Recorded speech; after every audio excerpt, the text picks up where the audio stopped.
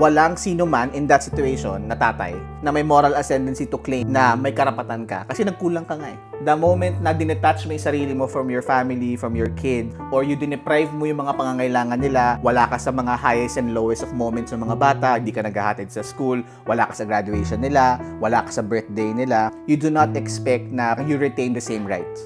Pag yung mga anak, lumaban sila na, salbahin naman siya eh. Bakit? Kaya na nila kasi yung may panindigan. Hindi, nagkulang siya.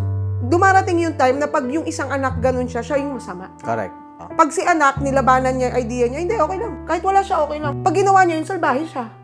Pero, bakit ganun? Yung tatay na nagkulang at may pagkakamali, kailangan pag kinumpas ng nanay mo o ng kamag-anak, hindi, tatay niya yan, patawarin niya yan. Bakit kami walang nagsabi sa amin na, ay, nagkulang siya.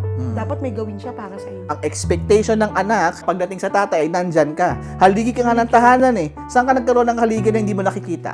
Even if, for example, hiwalay nga kayo mag-asawa, still, hindi kasalanan ng bata yon, hindi kasalanan ng mga anak niyo yon. You have to find a way to either co-parent or be present kahit hindi kayo makapag-co-parent. Agree ako dyan kasi nag-fail yung marriage niyo or you as a partner, annulled man kayo o hindi. Marriage niyo yun eh.